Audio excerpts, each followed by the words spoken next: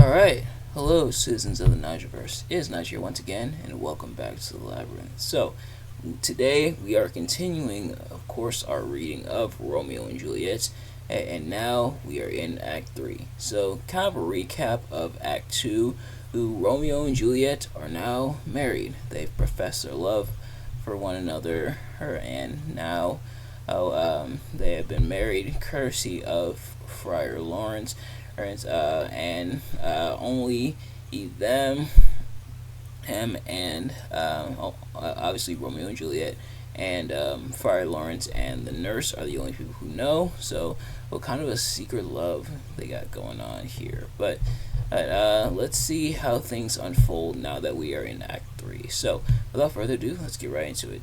It's so similar to what we did last time. Obviously, we have our synopsis, we have our scene and everything, and I'm going to read them off, and I'm going to read off what each character is saying, and we're going to analyze it scene by scene.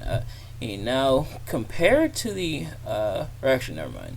And anyway, here we are in Scene 1 of Act 3. So, the synopsis here is that Mercutio and Benvolio encounter Tybalt on the street.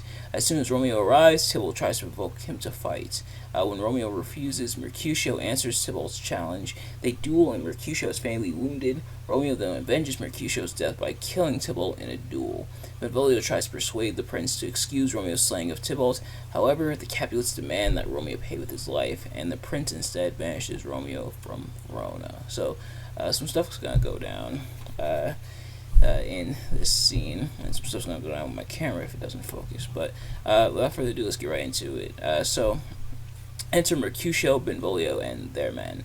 And Benvolio says, "I pray thee, good Mercutio, let's retire. The day is hot, the capels are abroad, and if we meet, we shall not escape a brawl. For now, these hot days is the mad blood stirring." And Mercutio says, "Thou art like one of these fellows that, when he enters the confines of a tavern, claps me his sword upon the table and says, 'God send me no need of thee,' and, by the operation of the second cup, draws him on the drawer, when indeed there is no need." And Benvolio says, "Am I like such a fellow?" And Mercutio says, "Come, come, thou art as hot a jack in thy mood as any in Italy, and as soon moved to be moody, and as soon moody to be moved." And Benvolio says, "And what two?" And Mercutio then says, "Nay, and there were two such, we should have none shortly, for one would kill the other. Thou, why, thou wilt quarrel with a man that hath a hair more or a hair less in his beard than thou hast. Thou wilt quarrel with a man for cracking nuts, having no other reason but because thou hast hazel eyes. What eye but such an eye would spy out such a quarrel? Thy head is as full of quarrels as an egg is full of meat, and yet thy head hath been beaten as idle as an egg for quarreling. Thou hast quarrelled with a man for coughing in the street, because he hath wakened thy dog that hath lain asleep in the sun. Didst thou not fall out with a tailor for wearing his new doublet before Easter, with another for her tying his new shoes with old ribbon, and yet thou wilt tutor me from quarrelling?" And Benvolio says, "And I were so apt to quarrel as thou art, any man should buy the fee simple of my life for an hour and a quarter." And Mercutio says, "The fee simple? Oh, simple." And then enter Tybalt, Petruchio, and others. And Benvolio says, "By my head, here comes the Capulets." And Mercutio says, "By my heel, I care not." And Tybalt to his companions says, "Follow me close, for I will speak to them. Gentlemen, good e'en, a word with one of you." And Mercutio says, "And but one word with one of us? Couple it with something. Make it a word and a blow." And Tybalt says, "You shall find me apt enough to that, sir, and you will give me occasion." And Mercutio says, "Could you not take some occasion without giving?"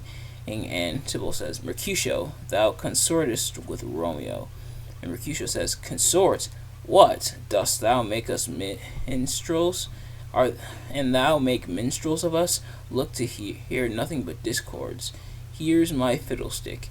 Here's that shall make you dance. Zounds, consort." And Benvolio says, "We talk here in the public haunts of men. Either withdraw into some private place, or reason coldly of your grievances, or else depart. Here all eyes gaze on us. And Mercutio says, men's eyes were made to look, and let them gaze. I will not budge for no man's pleasure. I. And then enter Romeo. And Tybalt says, well, peace be with you, sir. Here comes my man. And Mercutio says, but I'll be hanged, sir, if he wear you livery. Marry, go before to field. He'll be your follower. Your worship in that sense may call him man. And Tybalt says, Romeo, the love I bear thee can afford no better term than this. Thou art a villain. And Romeo says, Tybalt, the reason that I have to love thee doth much excuse the appertaining rage to such a greeting. Villain am I none, therefore farewell. I see thou knowest me not. And Tybalt says, boy, this shall not excuse the injuries that thou hast done me. Therefore turn and draw. And Romeo says, I do protest I never injured thee, but love thee better than thou canst devise, till thou shalt know the reason of my love. And so, good Capulet, which name I tender, as dearly as mine own, be satisfied. And Mercutio says, O calm, dishonorable, vile submission. Alascotado carries it away. I think I pronounced that right. I don't know if I did, but then he draws, and he says, Tybalt, you rat catcher, will you walk? And Tybalt says, what wouldst thou have with me? And Mercutio says, good king of cats, nothing but one of your 9 lives, that I mean to make bold withal. And, as you shall use me hereafter, dry beat the rest of the 8. Will you pluck your sword out of his pilcher by the ears? Make haste, lest mine be about your ears ere it be out. And Tybalt says, I am for you. And he draws. And Romeo says, gentle Mercutio, put thy rapier up. And Mercutio says, come, sir, you are passado. And they fight. And Romeo says, draw, Benvolio, beat down their weapons. And Romeo draws. And he says, gentlemen, for shame forbear this outrage. Tybalt, Mercutio, the prince expressly hath forbid this bandying in Verona streets. Hold, Tybalt, good Mercutio. And Romeo attempts to beat down their rapiers, and Tybalt stabs Mercutio. And Petruchio says, away, Tybalt, not Mercutio, Petruchio, the person that was with Tybalt. He said, away, Tybalt, and Tybalt, Petruchio, and their followers exit. And Mercutio says, I am hurt, a plague of both houses. I am sped. Is he gone and hath nothing? And Benvolio says, what, art thou hurt? And Mercutio says, Aye, a scratch. Marry, 'tis enough. Where is my page? Go, villain, fetch a surgeon. And page exits. And Romeo says, courage, man, the hurt cannot be much. And Mercutio says, no, 'tis not so deep as a well, nor so wide as a church door, but 'tis enough. 'Twill serve. Ask for me tomorrow, and you shall find me a grave man. I am peppered, I warrant, for this world, a plague of both your houses. Zounds, a dog, a rat, a mouse, a cat, to scratch a man to death, a braggart, a rogue, a villain that fights by the book of arithmetic. Why the devil came you between us? I was hurt under your arm. And Romeo says, I thought all for the best. And Mercutio says, help me into some house, Benvolio, or I shall faint. A plague o' both your houses. They have made worms meat of me. I have it, and soundly too, your houses. And all but Romeo exit. And Romeo says, this gentleman, the prince's near ally, my very friend, hath got this mortal hurt in my behalf, my reputation stained with Tybalt's slander. Tybalt, that an hour hath been my cousin. O sweet Juliet, thy beauty hath made me effeminate, and in my temper has softened valor's steel. And then enter Benvolio, and Benvolio says, O Romeo, Romeo, brave Mercutio is dead. That gallant spirit hath aspired the clouds, which too untimely here did scorn the earth. And Romeo said, this day's black fate on more days doth depend. This but begins the woe others must end. And then enter Tybalt. And then Benvolio says, here comes the furious Tybalt back again. And Romeo says, alive in triumph, and Mercutio slain. Away to heaven, respective lenity, and fire-eyed fury be my conduct now. Now, Tybalt, take the villain back again, that late thou havest me. For Mercutio's soul is but a little way above our heads, staying for thine to keep him company. Either thou or I, or both, must go with him. And Tybalt says, Thou wretched boy that didst consort him here, shalt with him hence. And Romeo says, This shall determine that. And they fight, and Tybalt falls. And Benvolio says, Romeo, away, be gone. The citizens are up, and Tybalt slain. Stand not amazed. The prince will doom thee death, if thou art taken. Hence, be gone, away. And Romeo says, Oh, I am fortune's fool. And Benvolio says, Why dost thou stay? And Romeo exits and enters citizens. And one of the citizens say, Which way ran he that killed Mercutio? Tybalt, that murderer, which way ran he? And Benvolio says, There lies that Tybalt. And the citizen to Tybalt says, Up, sir, go with me. I charge thee in the prince's name. Obey. And then enter Prince, old Montague, Capulet, their wives, and all. And the prince says, Where are the vile beginners of this fray? And Benvolio says, O noble prince, I can discover all the unlucky manage of this fatal brawl. There lies the man, slain by young Romeo, that slew thy kinsman, brave Mercutio. And Lady Capulet says, Tybalt, my cousin, O my brother's child, O prince, O cousin, husband, O the blood is spilled of my dear kinsman. Prince, as thou art true, for blood of ours, shed blood of Montague. O cousin, cousin. And the prince says, Benvolio, who began this bloody fray? And Benvolio says, Tybalt, here slain, whom Romeo's hand did slay. Romeo, that spoke him fair, bid him bethink how nice the quarrel was, and urged withal your high displeasure. All this uttered with gentle breath, calm look, knees humbly bowed, could not take truce with the unruly spleen of Tybalt, deaf to peace, but that he tilts with piercing steel at bold Mercutio's breast, who all as hot, turns deadly point to point, and with a marital scorn, with one hand beats cold death aside, and with the other sends it back to Tybalt, whose dexterity retorts it. Romeo, he cries aloud, Hold, friends, friends, part, and swifter than his tongue, his agile arm beats down their fatal points, and twixt them rushes, underneath whose arm an envious thrust from Tybalt hit the life of stout Mercutio, and then Tybalt fled. But by and by comes back to Romeo, who had but newly entertained revenge, and to they go like lightning. For ere I could draw to part the hem was stout Tybalt slain, and as he fell, did Romeo turn and fly. This is the truth, or let Benvolio die. Lady Capulet said, He is a kinsman to the Montague. Affection makes him false. He speaks not true. Some 20 of them fought in this black strife, and all those 20 could but kill one life. I beg for justice, which thou, prince, must give. Romeo slew Tybalt. Romeo must not live. And the prince says, Romeo slew him. He slew Mercutio. Who now the price of his dear blood doth owe? And Montague says, Not Romeo, prince. He was Mercutio's friend. His fault concludes but what the law should end, the life of Tybalt.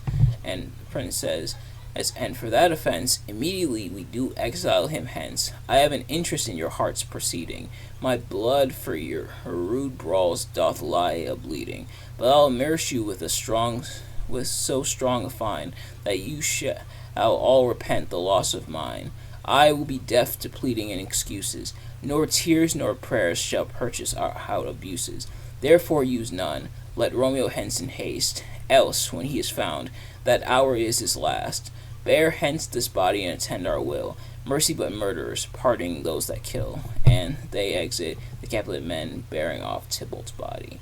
So, pretty much, for starters, this, another one of, a very memorable, very quoted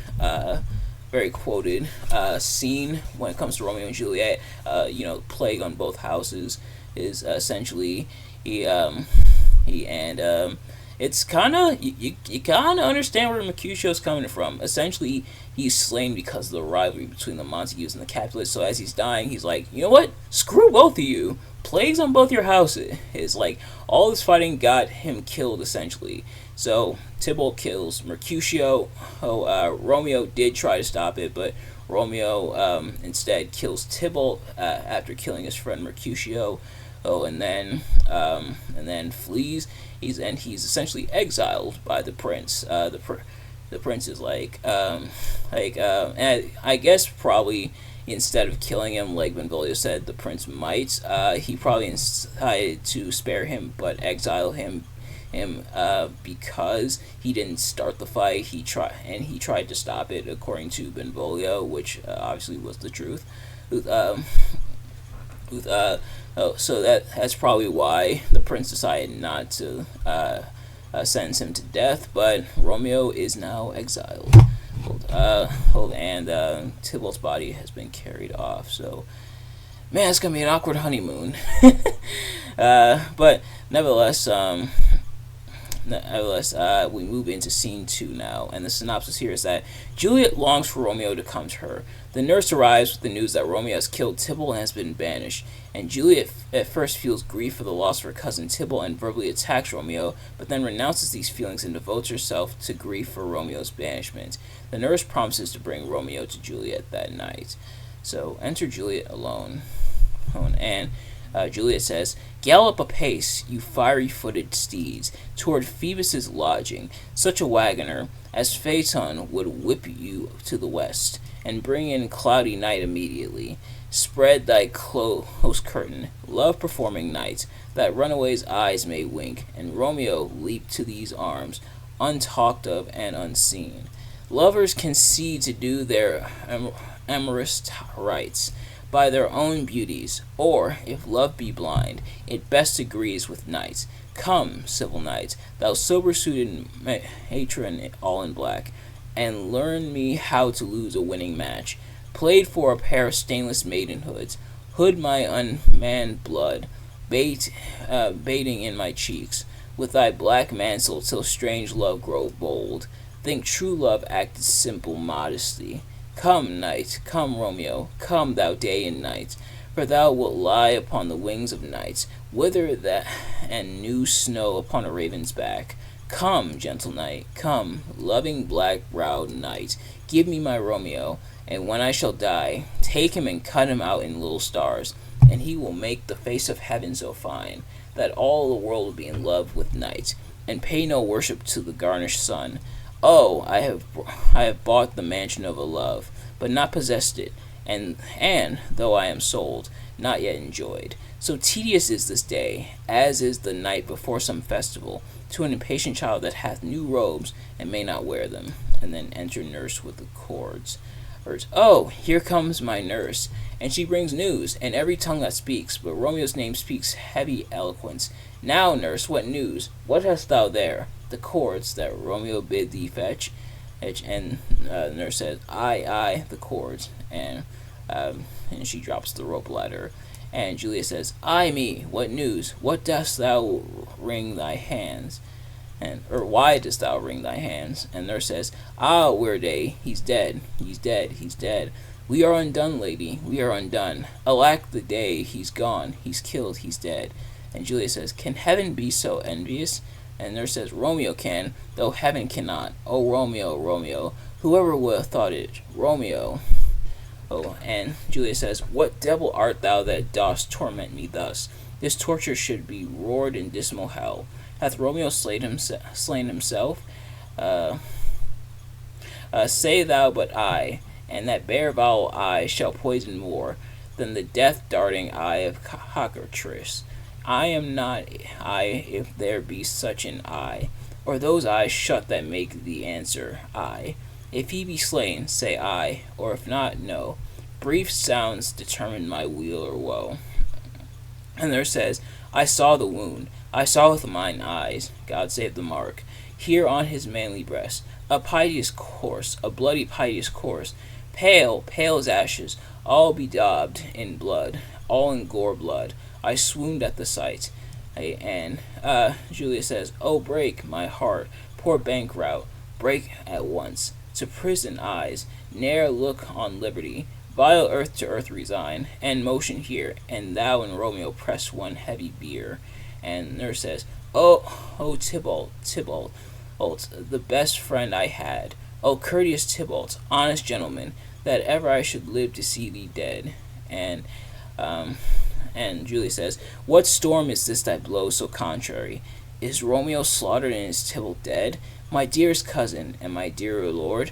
Then, dreadful trumpet, sound the general doom. For who is living if those two are gone?" And the nurse says, "Tybalt is gone, and Romeo banished. Romeo that killed him, he is banished." And Julia says, "Oh God, did Romeo's hand shed Tybalt's blood?" And the nurse says, it did. Alas the day, it did. And Julia says, "Oh, serpent heart hid with a flowering face, did ever dragon keep so fair a cave? Beautiful tyrant, fiend angelical, dove-feathered raven, wolvish ravening lamb, despised substance of divinest show, just opposite to what thou justly seemest, a damned saint, an honorable villain. O nature, what hast thou to do in hell, when thou didst bower the spirit of a fiend, in mortal paradise of such sweet flesh? Was ever book containing such vile matter so fairly bound? Oh, that deceit should dwell in such a gorgeous place." And nurse said, "There's no trust, no faith, no honesty in men. All perjured, all forsworn, all naught, all dissemblers. Ah, where's my man? Give me some aqua vitae. These griefs, these woes, these sorrows make me old. Shame come to Romeo." And Julia says, "Blistered be thy tongue for such a wish. He was not born to shame. Upon his brow shame is ashamed to sit. For 'tis a throne where honor may be crowned, sole monarch of the universal earth. Oh, what a beast was I to chide at him." And the nurse says, "Will you speak well of him that killed your cousin?" And Julia says, "Shall I speak ill of him that is my husband? Ah, poor my lord, what tongue shall smooth thy name, when I, thy 3 hours wife, have mangled it? But wherefore, villain, didst thou kill my cousin? That villain cousin would have killed my husband. Back, foolish tears, back to your native spring. Your tributary drops belong to woe, which you, mistaking, offer up to joy. My husband lives, that Tybalt would have slain, and Tybalt's dead, that would have slain my husband. All this is comfort. Wherefore weep I then? And some word there was, worser than Tybalt's death, that murdered me. I would forget it fain, but oh, it presses to my memory, like damn guilty deeds to sinners' minds. Tybalt is dead, and Romeo banished. That one word banished, hath slain 10,000 Tybalts. Tybalt's death was woe enough if it had ended there, or if sour woe delights in fellowship, and needly will be ranked with other griefs. Why follow not, when she said, Tybalt's dead, thy father, or thy mother, or nay, or both, which modern lamentation might have moved, but with a rearward heard following Tybalt's death. Romeo is banished. To speak that word, is father, mother, Tybalt, Romeo, Juliet, all slain, all dead. Romeo is banished. There is no end, no limit, measure, bound in that word's death. No word can thou at woe sound. Where is my father and mother, nurse? And nurse says, weeping and wailing over Tybalt's corse. Will you go to them? I will bring you thither. And Julia says, wash they his wounds with tears? Mine shall be spent, when theirs are dry, for Romeo's banishment. Take up those cords. And the nurse picks up the rope ladder, and Julia continues saying, poor ropes, you are beguiled, both you and I, for Romeo is exiled. He made you for a highway to my bed. But I, a maid, die maiden widowed. Come cords, come nurse, I'll to my wedding bed, and death, not Romeo, take my maiden head. And the nurse says, hie he to your chamber, I'll find Romeo, to comfort you. I wot well where he is. Hark you, your Romeo will be here at night. I'll to him, he is hid at Lawrence's cell. And Juliet says, oh, find him. And she gives the nurse a ring. And she says, give this ring to my true knight. and bid him come to take his last farewell, and they exit. So, Romeo and Juliet are gonna be alone in a room.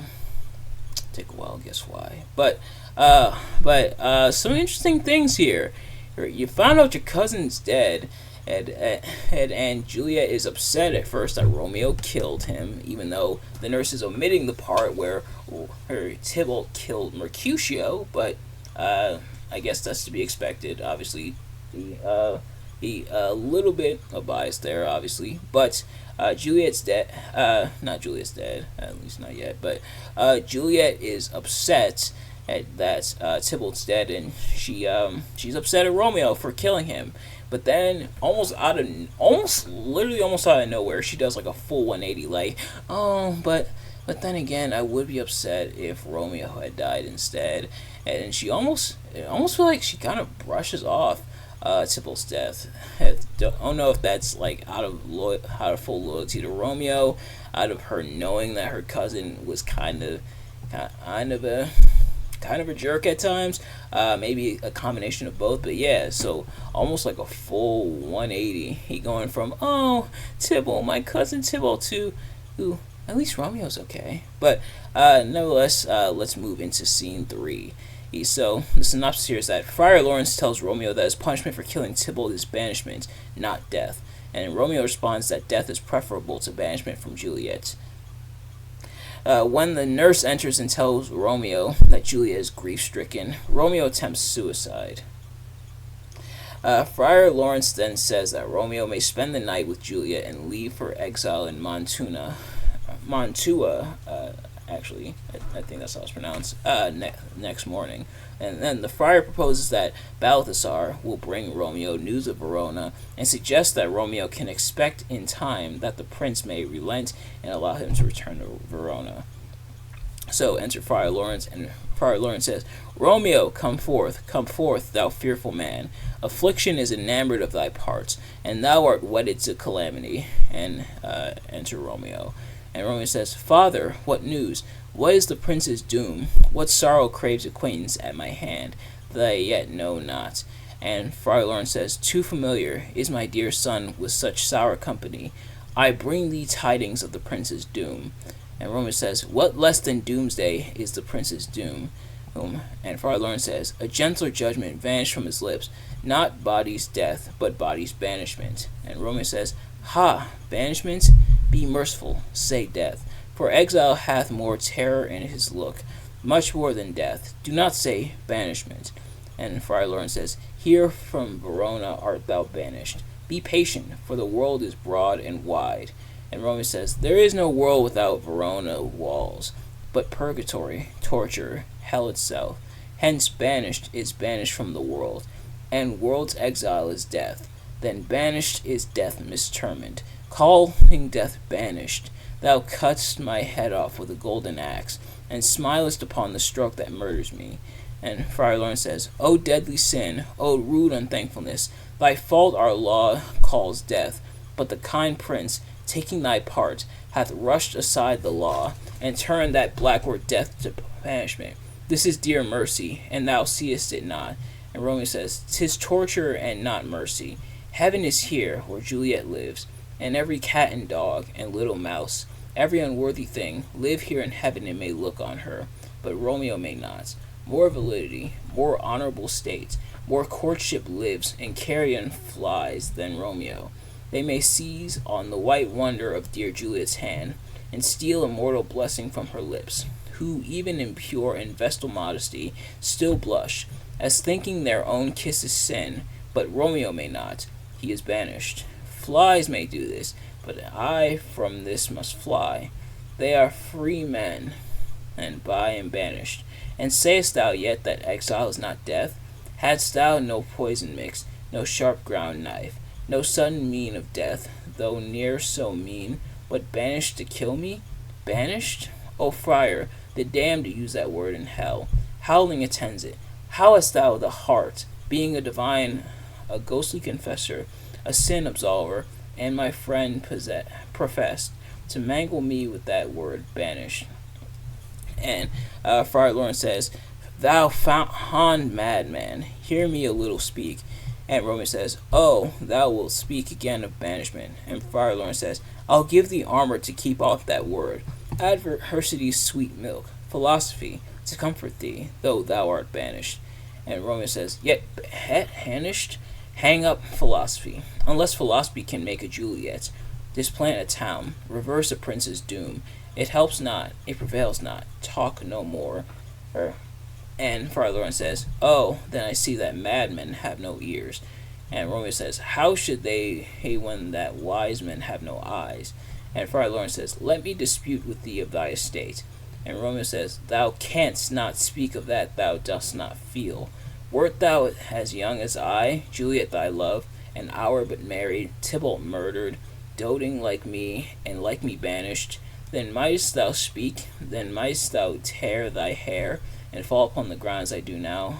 And Romeo throws himself down and says, As taking the measure of an unmade grave.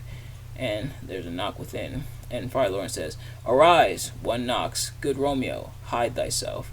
And Romeo says, Not I, unless the breath of heart-sick groans, mist-like, enfold me from the search of eyes. And then a knock.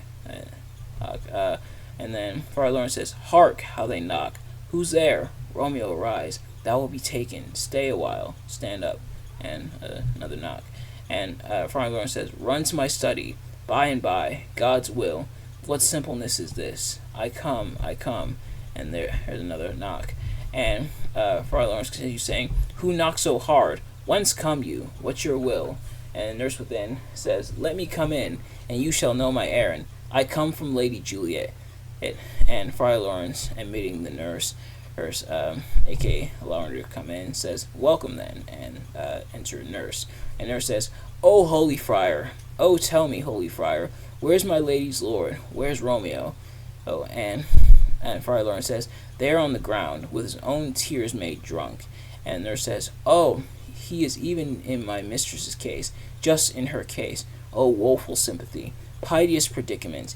Even so lies she, blubbering and weeping and blubbering. Stand up, stand and you be a man. For Juliet's sake, for her sake, rise and stand. Why should you fall into so deep an and Romeo says, Nurse. And nurse says, Ah, sir, death's the end of all. And Romeo, rising up, says, Achest thou of Juliet? How is it with her? Doth not she think me an old murderer? Now I have stained the childhood of our joy, with blood removed but little from her own. Where is she, and how doth she? And what says my concealed lady to our cancelled love? And the nurse says, Oh, she says nothing, sir, but weeps and weeps, and now falls on her bed, and then starts up. And Tybalt calls, and then on Romeo cries, and then down falls again. And Romeo says, As if that name, shot from the deadly level of a gun, did murder her, as that name's cursed hand murdered her kinsman. Oh, tell me, friar, tell me, in what vile part of this anatomy doth my name lodge? Tell me, that I may sack the hateful mansion. And he draws his dagger. And Friar Lawrence says, Hold thy desperate hand. Art thou a man? Thy form cries out thy art. Thy tears are womanish. Thy wild acts denote the unreasonable fury of a beast. Unseemly woman in a seeming man, an ill-beseeming beast in seeming both.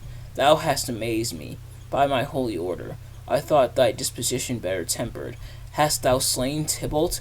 Wilt thou slay thyself, and slay thy lady that in thy life lives?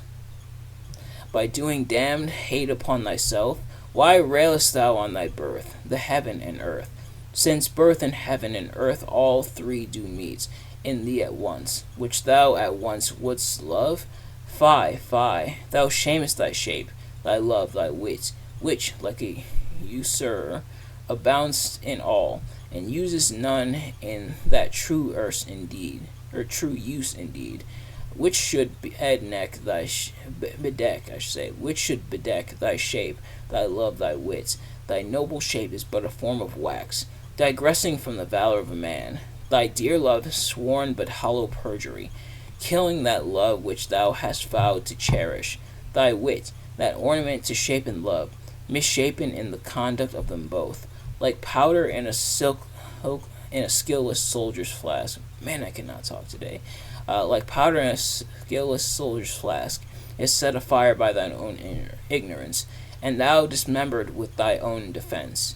What roused thee, man? Thy Juliet is alive, for whose dear sake thou wast but lately dead. There art thou happy. Tybalt would kill thee, but thou slewest Tybalt. There art thou happy. The law that threatened death becomes thy friend, and turns it to exile. There art thou happy. A pack of blessings light upon thy back. Happiness courts thee in her best array. But like a misbehaved and sullen wench, thou pouts upon thy fortune and thy love. Take heed, for such die miserable. Go, get thee to thy love, as was decreed. Ascend her chamber, hence and comfort her. But look thou stay not till the watch be set, for then thou canst not pass to Mantua, where thou shalt live till we can find a time to blaze your marriage, reconcile your friends, beg pardon of the prince, and call thee back, with 20,000 times more joy than thou wentst forth in lamentation, I should say.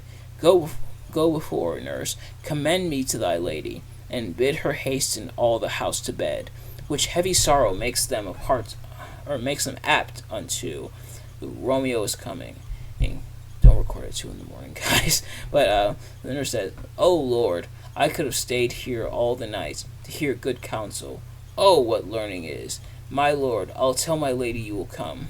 And Romeo says, "Do so, and bid my sweet prepare to chide." And the nurse says, "Here, sir, a ring she bid me give you, sir." And the nurse gives Romeo a ring, and he says, "Hie you, make haste, for it grows very late." And she exits. And Romeo says, "How will my comfort is revived by this?" And Friar Lawrence says, "Go hence, good night, and here stands all your state. Either be gone before the watch be set, or by the break of day, disguised from hence, sojourn in Mantua. I'll find out, your man, and he shall signify from time to time every good hap to you that chances here. Give me thy hand. 'Tis late. Farewell. Good night." Romeo says, "But that a joy past joy calls out to me. It were a grief so brief to part with thee. Farewell." And they exit. So Romeo's upset about being banished, but the Friar Lawrence tries to talk him down, be like, dude, you're lucky you're not dead. And Romeo's like, "I'd rather be dead because now I'm exiled, now I can't see Juliet." He pretty much is saying this because now he can't see Juliet, which you can kind of see both sides. Like, on one hand, yeah, Romeo misses Juliet, obviously. They're still in kind of that honeymoon phase of the marriage, of the relationship that has only lasted all of about a few hours at this point. But at the same time, Friar Lawrence is like, dude, you should be dead. You're lucky you didn't die. And so, but then nurse comes, says that Juliet's going to be waiting for him and for Romeo to go. And arrangements are going to be made for Romeo to have a place to stay in his exile. He's going to go to Mantua for the time being. So Romeo is kind of set for the most part. So he's off to go see Juliet. And so now we move into scene 4 here. And the synopsis about this one is: Paris again approaches Capulet about marrying Juliet. Capulet, saying that Juliet will do as she is told, promises Paris that she will marry him in 3 days. Oh dear. So enter old Capulet, his wife, and Paris. And Capulet says, remember, when it says just Capulet, that means old Capulet / Sir Capulet. When it says Lady Capulet, that's Lady Capulet, obviously. But so Capulet says, "Things have fallen out, sir, so unluckily that we have had no time to move our daughter. Look you, she loved her kinsman Tybalt dearly, and so did I. Well, we were born to die. 'Tis very late. She'll not come down tonight, I promise you, but for your company I would have been abed an hour ago." And Paris says, "These times of woe afford no times to woo. Madam, good night. Commend me to your daughter." And Lady Capulet says, "I will, and know her mind early tomorrow. Tonight she's mewed up to her heaviness. And Capulet says, Sir Paris, I will make a desperate tender of my child's love. I think she will be ruled, in all respects by me. Nay, more, I doubt it not. Wife, go you to her ere you go to bed. Acquaint her here of my son Paris's love, and bid her, mark you me, on Wednesday next. But soft, what day is this? And Paris says, Monday, my lord. And Capulet says, Monday, ha ha. Well, Wednesday's too soon. Oh, Thursday let it be. Oh, Thursday, tell her, she shall be married to this noble earl. Will you be ready? Do you like this haste? We'll keep no great ado, a friend or two. For hark you, Tybalt being slain so late, it may be thought we held him carelessly, being our kinsman, if we revel much. Therefore we'll have some half a dozen friends, and there an end. But what say you to Thursday? And Paris said, My lord, I would that Thursday were tomorrow.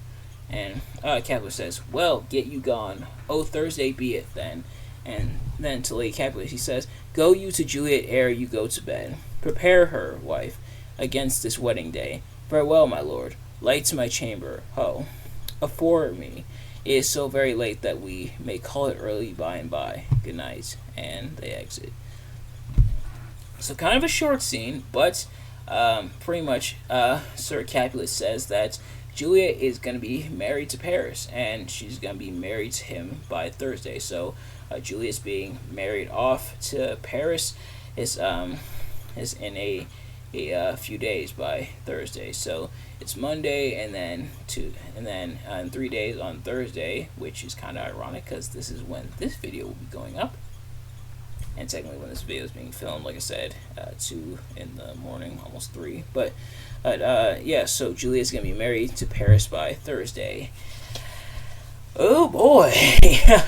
Hey, I hope they don't find the ring that she has from Romeo. But nevertheless, we now move into scene 5 here. So the synopsis of this scene being Romeo and Juliet separate at the first light of day. Almost immediately, her mother comes to announce that Juliet must marry Paris. When Juliet refuses, her father becomes enraged and vows to put her out on the streets. The nurse recommends that Juliet forget the banished Romeo and regard Paris as a more desirable husband.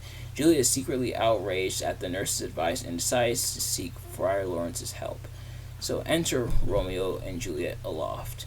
And Juliet says, Wilt thou be gone? It is not yet near day. It was the nightingale, and not the lark, that pierced the fearful howl of thine ear. Nightly she sings on yon pomegranate tree.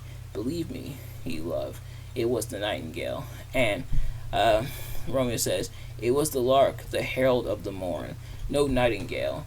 Look, love, what envious streaks do lace the severing clouds in yonder east. Night's candles are burnt out, and jocund day stands tiptoe on the misty mountain tops. I must be gone and live, or stay and die. And Juliet says, Yond light is not daylight. I know it. It is some meteor that the sun exhaled, to be this night a torchbearer, and light thee on thy way to Mantua. Therefore stay yet. Thou needest not to be gone. And Romeo says, Let me be ta'en. Let me be put to death. I am content, so thou wilt have it so. I say yon grey is not the morning's eye. 'Tis but the pale reflex of Cynthia's brow. Nor that is not the lark whose notes do beat the vaulty heaven so high above our heads. I have more care to stay than will to go. Come death and welcome, Juliet wills it so. How is my soul? Let's talk, it is not day. And Juliet says, It is. Hie hence, begone, away. It is the lark that sings so out of tune, straining harsh discords and unpleasing sharps. Some say the lark makes sweet division. This doth not so, for she divideth us. Some say the lark and loath toad changed eyes. Oh, now I would they had changed voices too.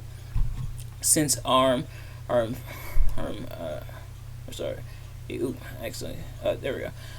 arm from arm that voice doth us affray, hunting thee hence with hunts up to the day. Oh, now be gone. On more light and light it grows. And Romeo says, More light and light, more dark and dark our woes.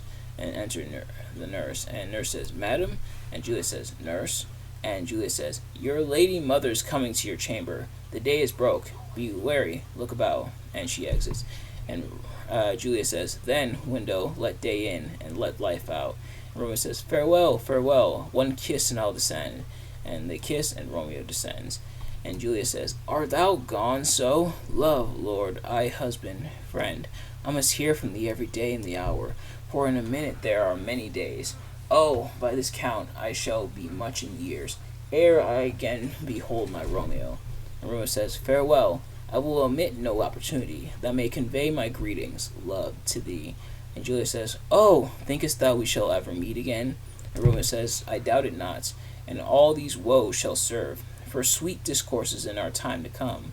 And Juliet says, "O God, I have an ill divining soul. Methinks I see thee, now thou art so low, as one dead in the bottom of a tomb. Either my eyesight fails, or thou lookest pale." And Romeo says, "And trust me, in my eyes so do you.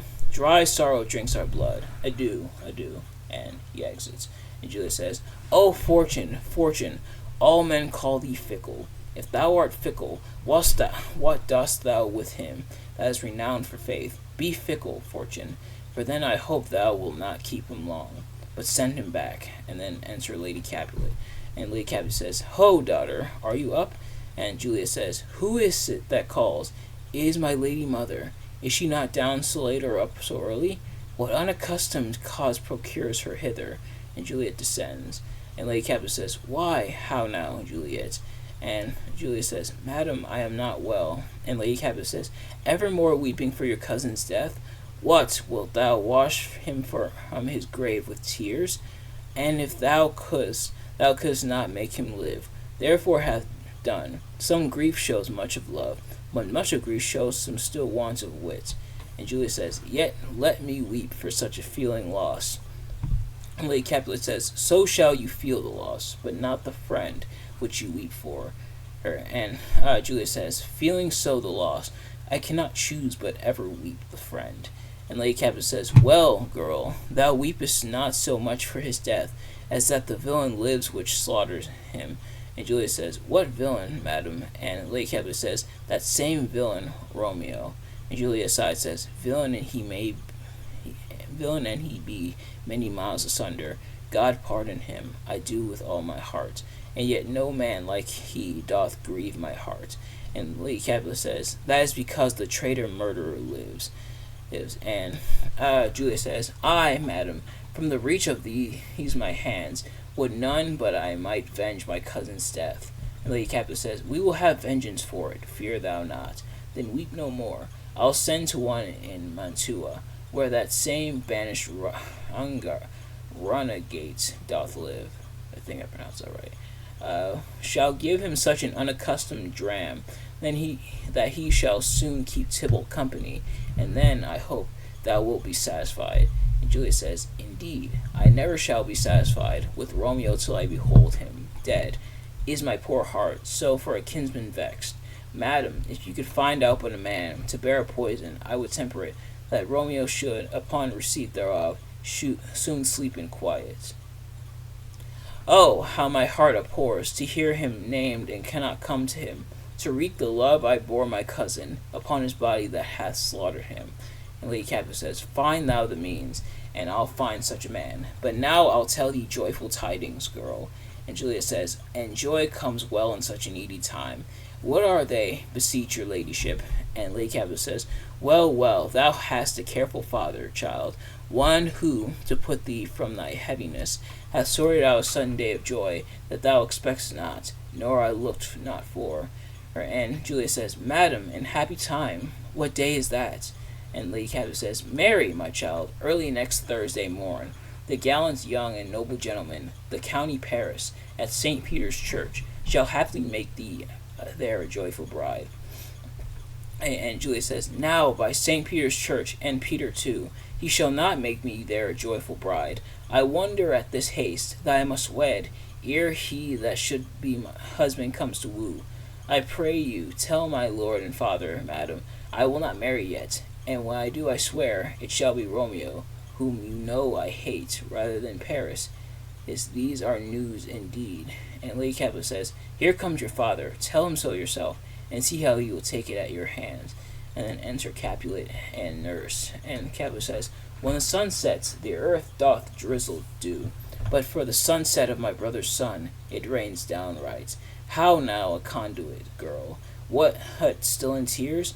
Ere more showering? In one little body, thou counterfeits a bark, a sea, a wind. And for still thy eyes, which I may call the sea, do ebb and flow with tears. The bark thy body is, sailing in the salt flood.